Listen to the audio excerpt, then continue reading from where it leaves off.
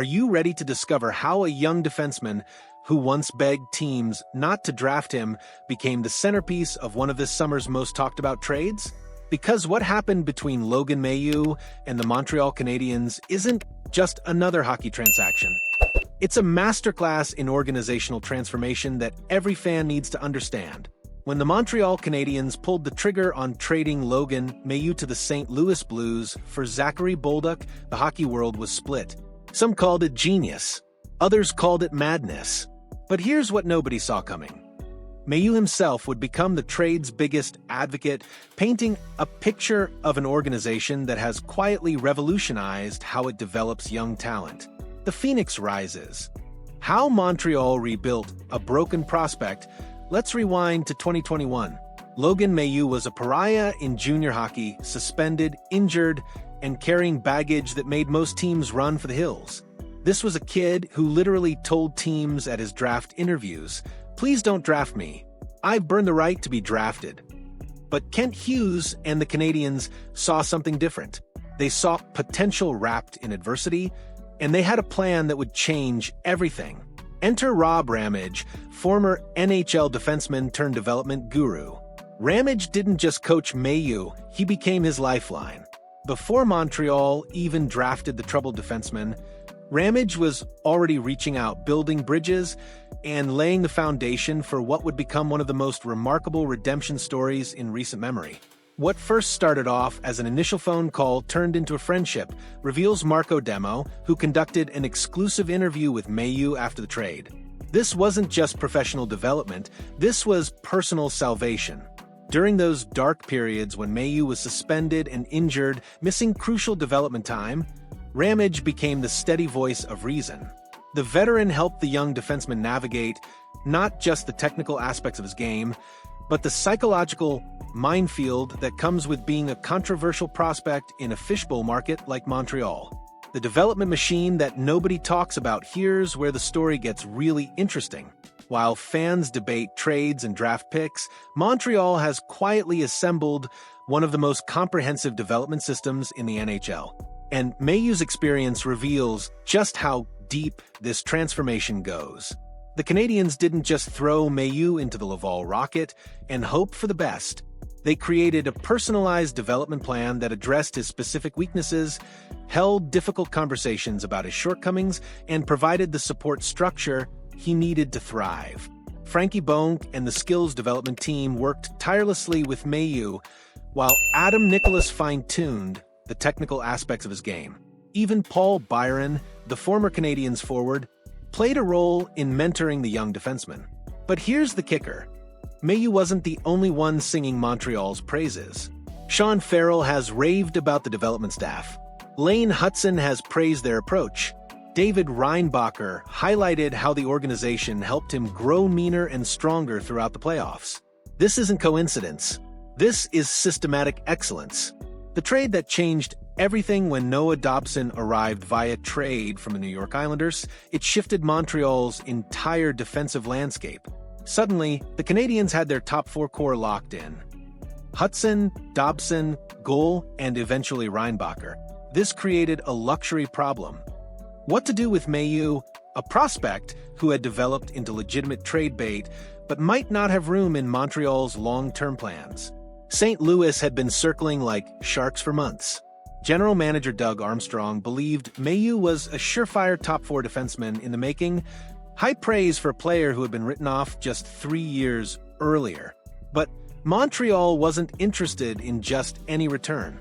They wanted Zachary Bolduc, the dynamic winger who brings everything the Canadiens lacked: board battles, physicality, net front presence, and legitimate scoring threat from anywhere on the ice. The Blues initially said no. Montreal kept asking. Finally, on July 1st, after the free agency dust settled and teams realized their preferred targets were off the market, Armstrong blinked. "Fine, we'll do it," was reportedly his response to Kent Hughes' persistence. The Boldic Factor. Why this trade makes perfect sense. Here's what makes this trade brilliant from Montreal's perspective. They identified exactly what their lineup was missing and went after it aggressively. Zachary Bolduc isn't just another skilled forward. He's the F1 forward who crashes the net, retrieves pucks in corners, and creates the kind of chaos that championship teams need. At just 21 years old, Bolduc was already on a 23-goal pace as a rookie, playing primarily on St. Louis's third line with limited power play time. Imagine what he can do with better line mates, more ice time, and eventually playing alongside Ivan Demidov. The Quebec connection doesn't hurt either. In a market where embracing local culture moves the needle significantly, Bolduc represents the kind of player Montreal fans can really get behind. The bigger picture, a new era in Montreal, what Logan Mailloux's story really reveals is how fundamentally the Montreal Canadiens have changed their approach to player development. Gone are the days of throwing prospects to the wolves and hoping they survive. This organization now invests deeply in the personal and professional growth of every player in their system.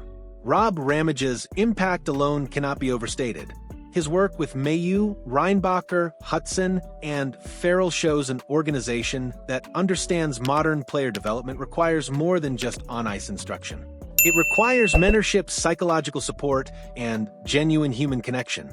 The fact that Mayu, a player who could have easily become bitter about being traded, instead became an ambassador for Montreal's development system tells you everything you need to know about what Kent Hughes and his staff have built. Looking forward, championship DNA, as we look ahead, the Mayu-Bolduc trade represents more than just swapping prospects.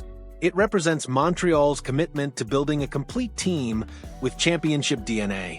They have their defensive core locked up for the next decade. They have their goaltender of the future in Ivan Demidov. Now they're adding the gritty, skilled forwards who can complement their speed and skill. Bolduc brings an element that you simply cannot teach, the willingness to go to the dirty areas and make plays when it matters most. Combined with Montreal's existing young core, this trade could be the piece that accelerates their timeline significantly. Meanwhile, Logan Mailloux's development story serves as proof that Montreal's system works. They took a broken prospect and turned him into valuable trade currency while helping him become a better person in the process.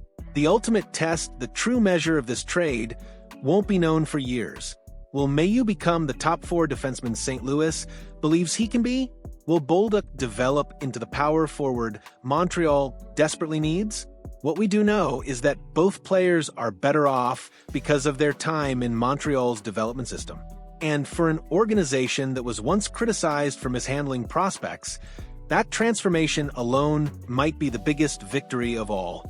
The Montreal Canadiens have found their soul again.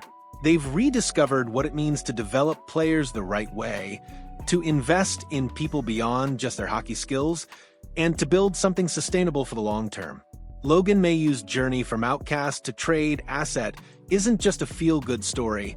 It's proof that this organization has figured out something special. And if you're a Montreal fan, that should give you more hope for the future than any single trade ever could. What do you think about Montreal's approach to player development? Does this trade make the Canadiens better in the short term, or is this about building for the future? Drop your thoughts in the comments below, and don't forget to hit that like button if you want more inside stories about how NHL organizations really operate behind the scenes.